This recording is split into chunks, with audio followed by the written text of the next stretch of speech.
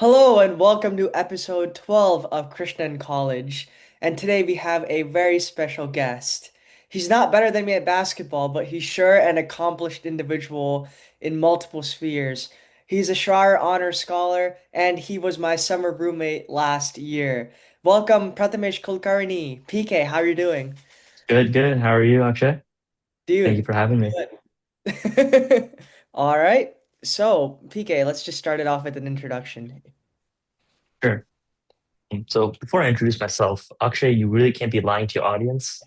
He is not better than me at basketball by any measurement. Anyways, I'm Prathamesh.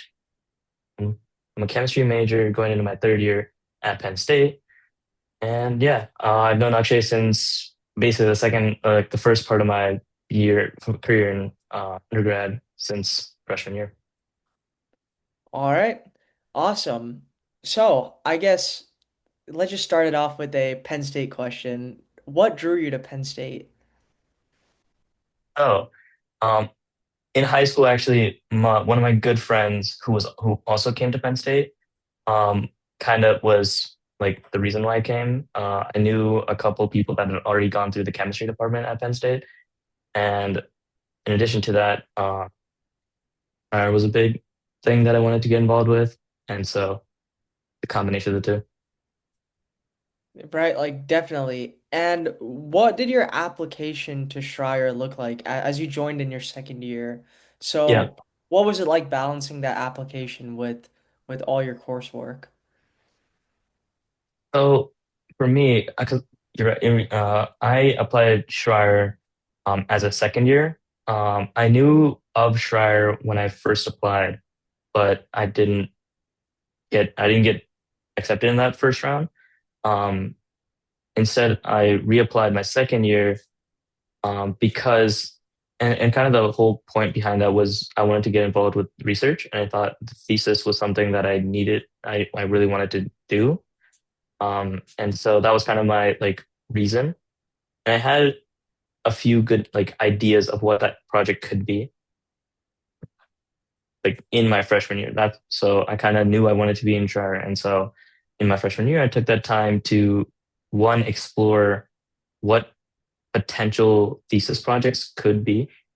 And so I talked to a lot of people that were in Shire, graduating from Shire, just finished up their own theses. And so like seniors and juniors that were graduating and kind of took pieces from them and was like, okay, so here's what thesis looks like. How can I lay the groundwork in my first year? That way, I'm not just applying for Schreier. I'm applying Schreier just like so I can actually achieve what I want, which is the thesis. Hmm. Right. And I think that that message is really important. So you really looked for the purpose in the program rather than just acknowledging its prestige, which I Right. think is like really important, and you explained it really well. So, yes, so I guess to kind of like extend off of that, um yeah, like what other benefits through the honors college were tangible to you? For me, I, like you mentioned, I'm kind of involved in research. Some of the projects that I've done, the one of the bigger parts of them was stakeholder relationships and kind of building and relying on a larger stakeholder network. Fire helps with that a lot because Definitely. our alumni network is very, very, and so I think if you are someone choosing, do I, why should I apply? Why should I care for Schreier? Um, yes, you are technically required to take honors classes and higher level courses, whatnot, credit wise.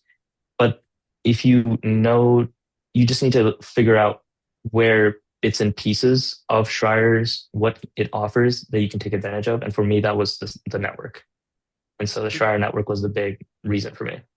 Hmm. Definitely. Thanks for sharing that, PK. Yeah, so let's start to move into some of your research experience.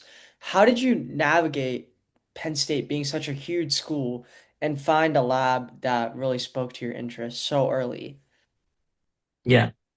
So as I kind of came in, I was a chem major, and so during our first semester, there was this opportunity presented to a lot of chem majors of this theory program, which is a initial spring semester rotation series between labs, followed by a summer research opportunity if you so desire. Um, that program I applied for or essentially volunteered to join. And I spent my spring semester rotating through three different labs where I spent and completed a mini project across three labs. Few of them were each lab has its own culture and its own like way they do things. The big thing for me was not necessarily the project because I'm a freshman. There's not much in the field of chemistry, in the field of biophysics, biochemistry, synthetic biology, in like any of these broad fields, you can't know much. Like there's a reason why you have to have a bachelor's degree before you apply for a PhD. Their PhDs take 4 to 6 years for a reason. There's a lot of content out there. And so I knew whatever lab I was going to join, I wouldn't know much regardless of what the lab was. So the content wasn't necessarily what I was looking for. It was more so, and I fit the culture of the lab. Does Mm. the lab itself kind of operate the way I want to work? And can I see myself committing a lot of time there? And so the first two labs that I rotated through, I could see myself working there, but they definitely had a different atmosphere, different work culture compared to the lab that I ultimately joined, which Mm-hmm. is the Lear Lab at Penn State. And the big difference was the people. Not to say that any other people weren't the right fit or anything. It's just the small like group of us just was a better environment where I saw myself excelling better. And so I joined the Lear Lab the summer of my after my freshman year, and I've kind of been there since. Yeah. Yeah, and it's really cool how you explained kind of finding your own individual fit because I think oftentimes, like myself included as freshmen, you kind of rush to just get your foot in the door and start working, but it is really important to like to analyze the culture of the lab as those are your coworkers and people that you're going to be working with for Hmm. hopefully your tenure at college or wherever you go. So I think that Yeah. that is a great response. So you're also involved in iGEM. So for those who don't know, can you just talk about that program and what it entails? Yeah. So iGEM is another like thing that I got involved in since freshman year. It is a great or it's two part. There's the greater synthetic biology club at Penn State, and under that you have the iGEM team, which is a competition. iGEM stands for International Genetically Engineered Machine competition, and there's a grand jamboree competition hosted every year in Paris, which involves a broad scope competition of teams from across the world that attend and present projects in different competitive villages. Each village is focused on one specific or two specific things. And so it all kind of depends on what your project is and what village your individual team decides to compete in. For most for when it comes to Penn State iGEM, we the first year that I was involved, I joined as a freshman. The competition is in October/November time. So there wasn't too much of the research part that I got involved with aside from background literature, but I got involved heavily with stakeholder management, outreach, and finding industry experts to give insight on both our project and its feasibility, kind of learning the next steps of clinical trials, pretty much. Yeah. At that time, the project was called ROSA. It was a riboswitch apparatus that kind of operated to detect remission of ovarian cancer and looking at a specific ovarian cancer biomarker. And the system, the device itself was designed to be a replicable uh, system where you can swap out a piece of the plasmid or the part that became the riboswitch. You could swap out what specific biomarker you were looking at and looking for, and thus tune it to be very, very selective for various different diseases. And thus the project was that kind of remission detection project. And Mhm. so my role in that project was to take that idea, that data, that finding, and kind of apply it, bring a real world, either business application, very mission focused though, obviously, and kind of create a story of why we did this, Mhm. why this matters, who it helps, and how is this actually impactful beyond just lab research. And I Yeah. think it gave me a really good perspective of research, taking research and applying it and what that Mhm. kind of looks like. Hence why I kind of continued iGEM through my 2 years here at Penn State so far. Nice. That sounds like a really good experience. So, did you have any particular insights that you learned about balancing technical science with the entrepreneurship and strategy side? Like, I guess, how do they support each other, and I guess what unique things did you learn from your experience in both? Yeah. So research itself is beautiful because you can learn and discover things. But if there's no one to read that paper that cares for it, or there's no one that is willing to take action, take that next step, there's not much you can do beyond Hmm. there. And so a big one, kind of an issue that I discovered and the team that you discovered was there's a lot of scientific literature that was not getting traction. It was not leading to change.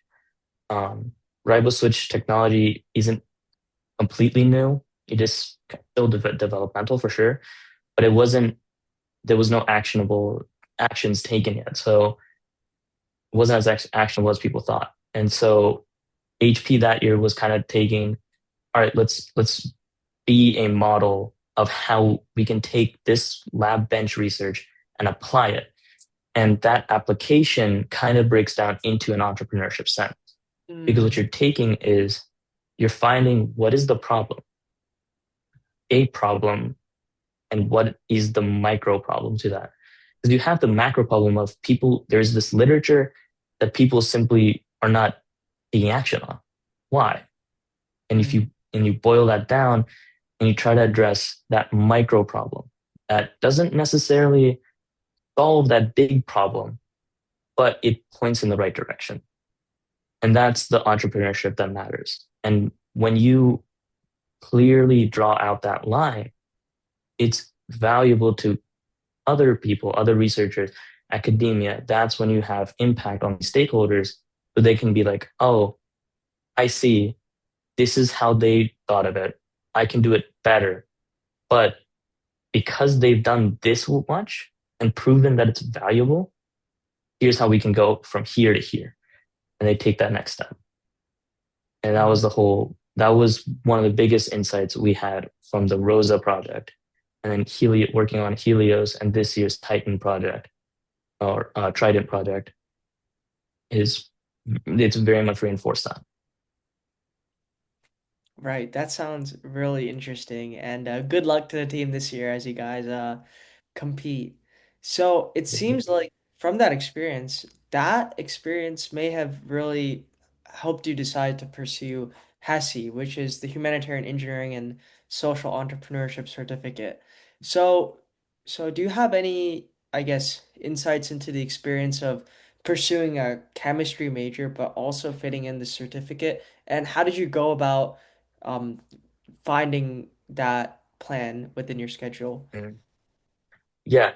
So ironically, I found HESE, the program, completely by accident at one event for different student organizations.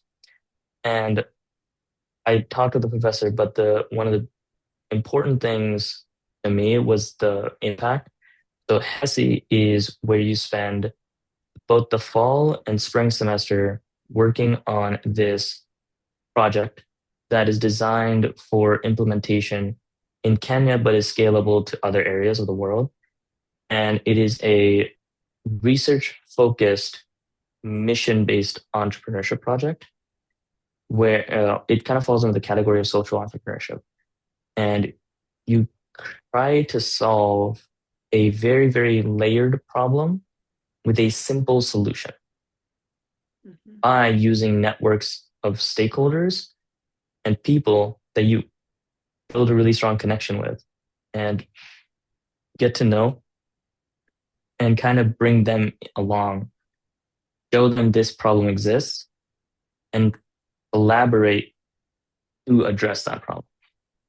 And so the HESE involves those 2 semesters where you're working heavily from Penn State.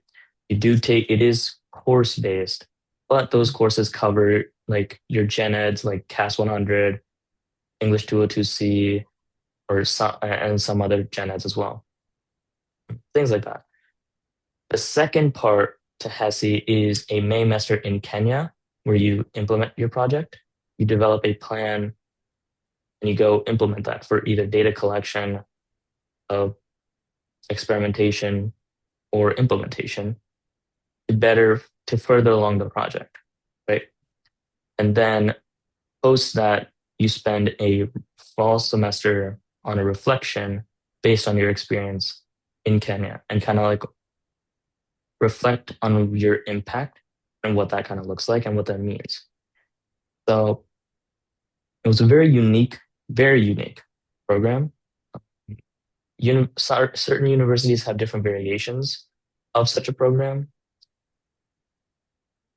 but there are definitely pros and cons. And HESE at Penn State is very, very small, which is Mhm. what makes it really, really good.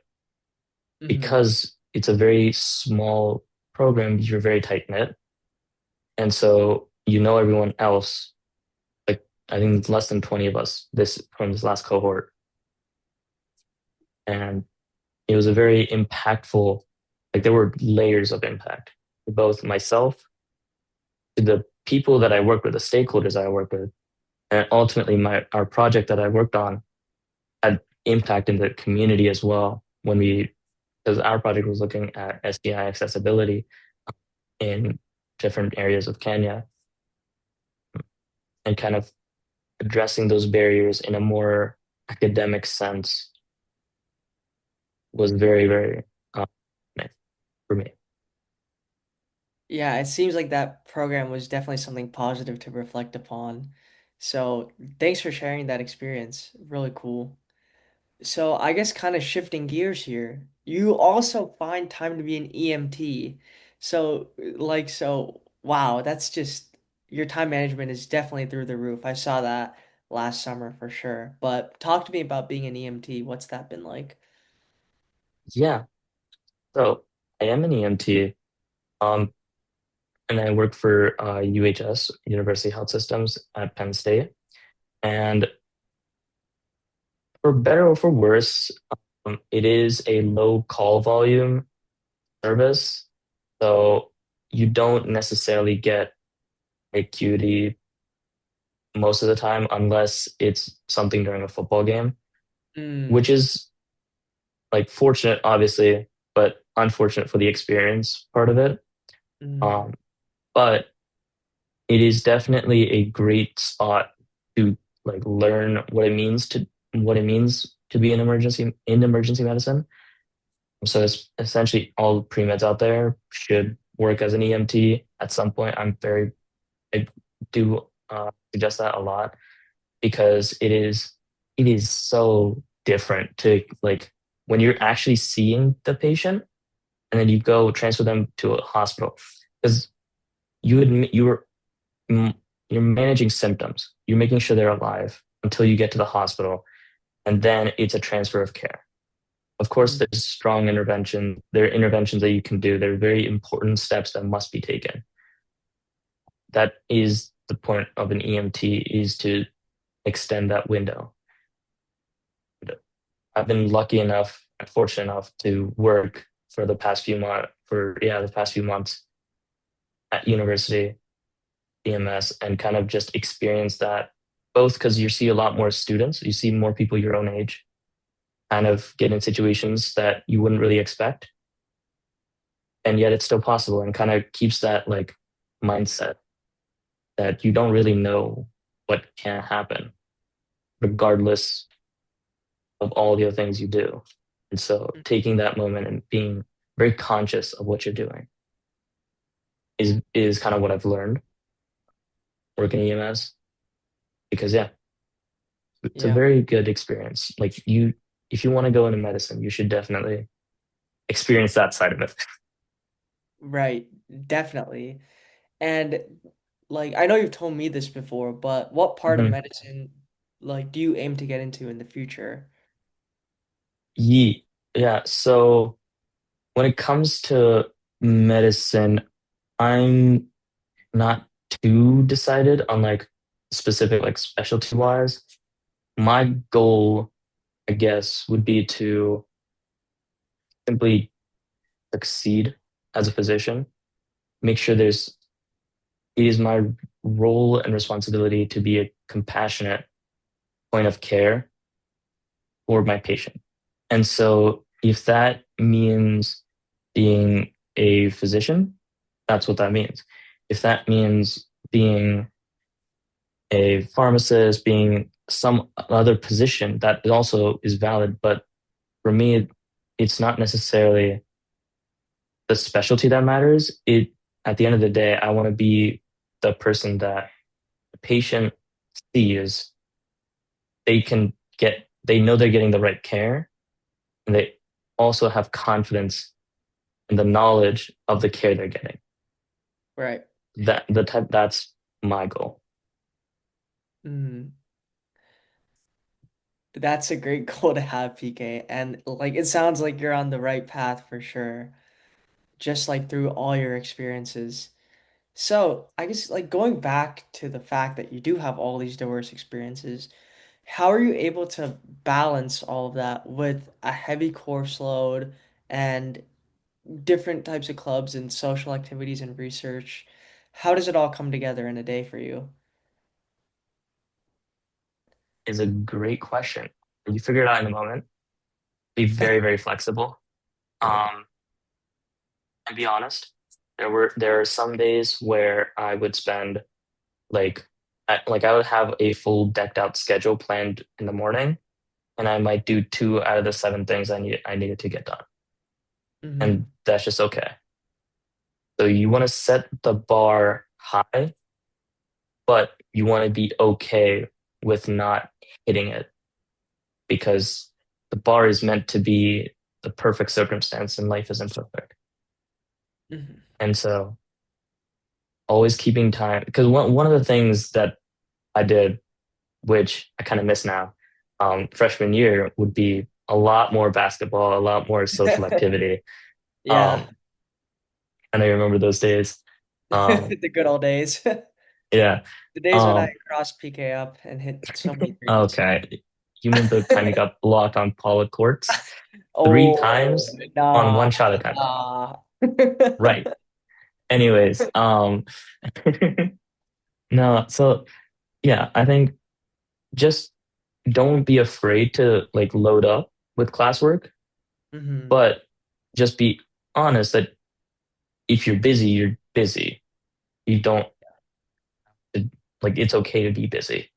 It's okay to just like work a lot, just have a lot of things going on and then have your mind kind of busy, but make sure to take care of that and kind of like give yourself time to reflect, to take a day, take a few days because exams will get harder later on. And so, yeah, coursework becomes a bigger thing. Coursework does definitely become a bigger thing. Like from my experience in chemical engineering, like Yeah. it's very similar, and I believe in most majors. Hmm. Like it is kind of like a bell curve. Like it starts out not too bad, and whoop, Hmm. right Yep. away get into those courses in your major, and some of them are just going to be difficult. So I think what PK is saying is like he's hitting the nail on the head, you know?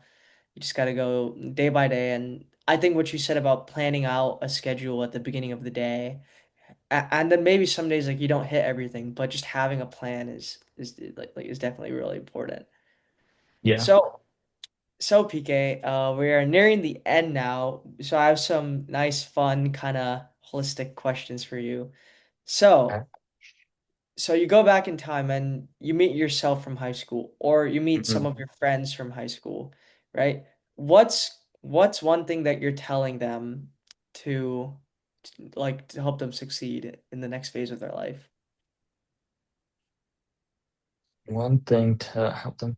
I think one thing I would say to myself for sure is that daily planning. Mm-hmm.